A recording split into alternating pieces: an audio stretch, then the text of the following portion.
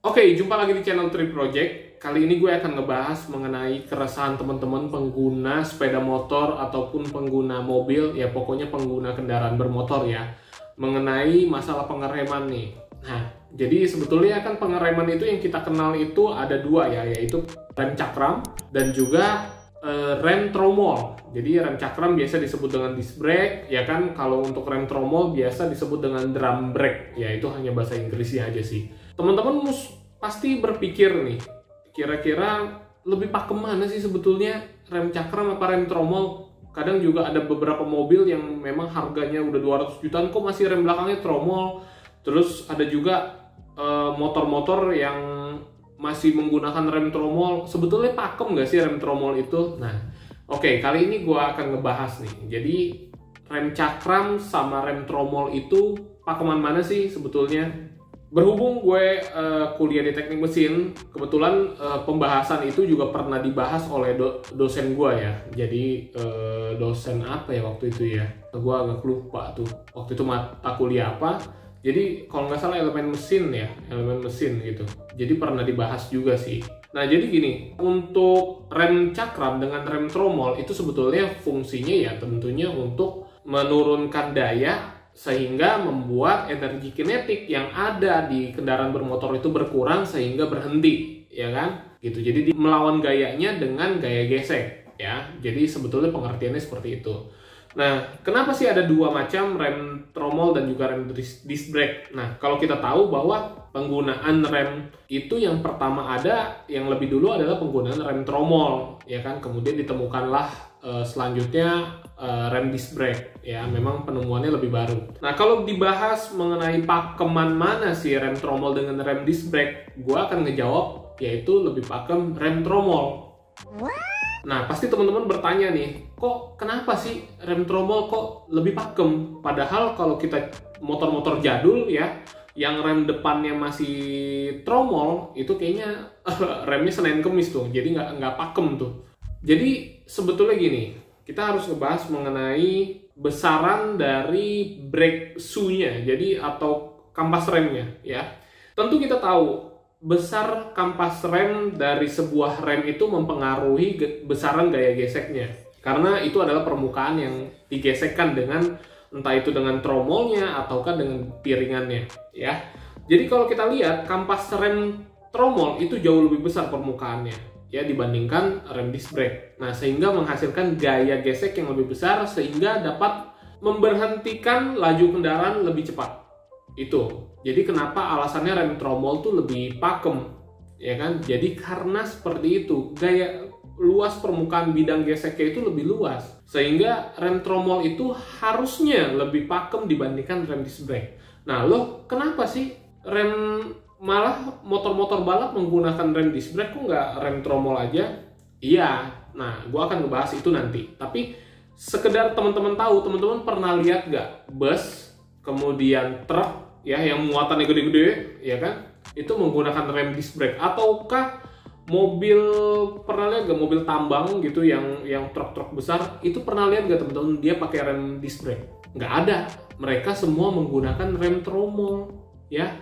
Karena apa? Karena mereka tahu rem tromol itu jauh lebih pakem dibandingkan rem disc brake. Jadi seperti itu alasannya. Ya, karena alasannya adalah seperti yang pertama gue akan sebutkan, bidang geseknya jauh lebih luas, lebih besar sehingga menghasilkan gaya gesek yang lebih besar sehingga dia dapat lebih pakem.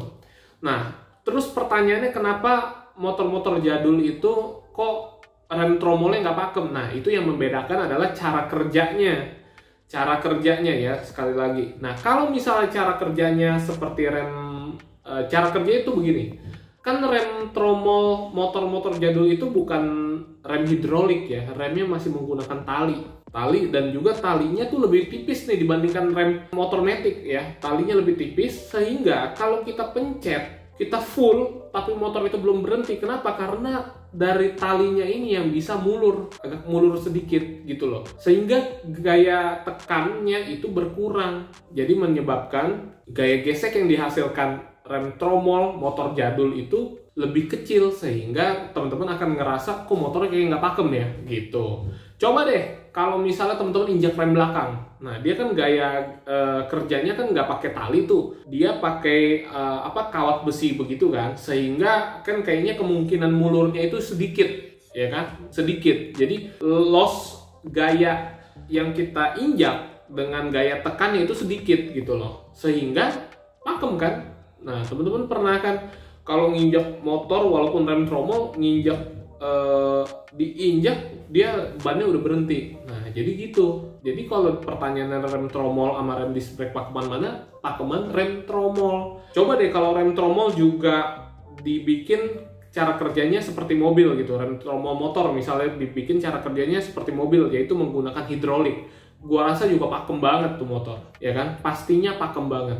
Nah, terus kenapa kok motor balap nggak menggunakan rem disc brake? Nah, jadi jawabannya adalah gini. Rem tromol itu memang pakem, ya, tapi pelepasan panasnya yang buruk. Jadi dia itu kan kalau kita hasil dari gaya gesek itu kan salah satu hasilnya adalah energi panas. Rem itu sebisa mungkin harusnya melepaskan panas dengan baik. Ya, kalau misalnya mereka terlalu panas, dia akan menyebabkan kampas rem itu terbakar sehingga menyebabkan gaya geseknya itu berkurang. Jadi menyebabkan rem itu nanti jadi nggak pakem. Jadi kayak gitu. Nah, pelepasan panas dari rem tromol itu buruk. Ya, sehingga dia sangat cocok untuk kendaraan-kendaraan yang berkecepatan rendah. Jadi bukan berkecepatan tinggi. Nah, kalau kita lihat truk, bus, kemudian mobil-mobil pertambangan dan juga motor, gua rasa ataupun mobil itu kan sebetulnya kalau mobil-mobil harian gitu kan kecepatannya juga masih rendah juga kan, nggak terlalu kecepatan tinggi. Atau mobil-mobil jadul yang memang kecepatannya tinggi, kecepatannya rendah. Mobil-mobil jadul yang kecepatannya rendah itu masih cocok sebetulnya menggunakan rem tromol karena dia itu kecepatannya rendah, jadi nggak harus pelepasan panasnya masih cukup lah gitu. Jadi pelepasan panasnya masih cukup. Nah, kalau mobil-mobil berkecepatan tinggi atau kendaraan yang berkecepatan tinggi itu wajib menggunakan rem disc brake gitu. Kenapa? Karena rem disc brake itu pelepasan panasnya lebih baik karena piringannya itu ya kan ada di luar.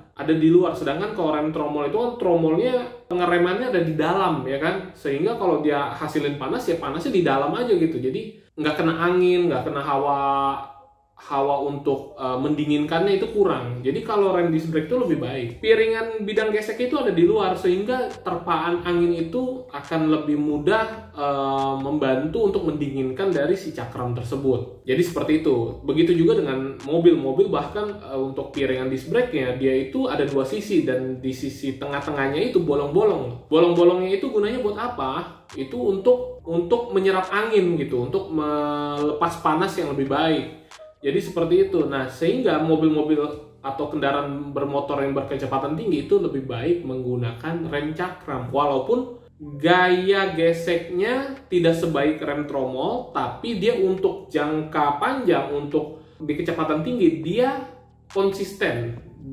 Dia konsisten untuk menghasilkan gaya geseknya, sehingga dipakailah rem cakram untuk kendaraan bermotor yang berkecepatan tinggi. Jadi seperti itu. Jadi tahu ya teman-teman bahwa rem tromol, kalau ditanya rem tromol ataupun rem cakram lebih bagus mana, ya kita tergantung dari penggunaannya. Kalau lebih pakem pastinya lebih pakem rem tromol ya.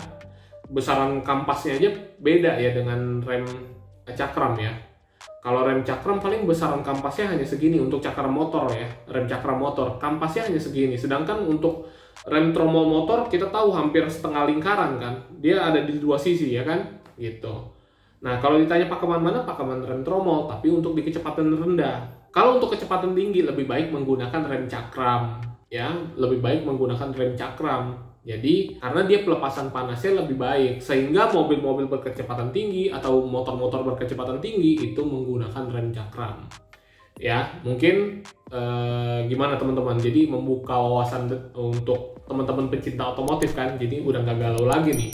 Jadi kalau misalnya ada misalnya mobil 200 jutaan rem belakangnya masih menggunakan tromol ya, menurut gue sih ya masih, kalau untuk harian ya masih pas-pas aja sih, nggak berpengaruh banyak gitu loh, ya kan? Kalau misalnya mobil motor 125 cc kok menggunakan rem cakram sih kok nggak pakai rem tromol aja, ya kan? Ya itu balik lagi ya, kalau menurut gua karena mindset dari market di Indonesia kalau menggunakan rem cakram itu adalah sebuah motor racing dan orang Indonesia suka yang berbau racing, sehingga dibuatlah oleh ATPM, ya udah deh pakai rem cakram aja untuk rem belakangnya, walaupun itu menurut gua over design sih, ya kan, atau over spec gitu loh. Ya tapi nggak apa-apa juga kan, over spec kita yang dapat ya sebagai konsumen, ya enggak. Nah, jadi cukup informasinya untuk teman-teman ya. Jadi keresahan-keresahan itu, keresahan otomotif mengenai rem tromol dan rem cakram, mudah-mudahan bisa menjawab nih ya. Mungkin sekian video gue kali ini, mudah-mudahan bermanfaat bagi teman-teman. Jangan lupa like, comment, and subscribe video ini. Ya, dukung gue untuk membuat channel ini lebih baik dan membuat konten-konten bermanfaat lainnya buat teman-teman. Ya, sekian, terima kasih.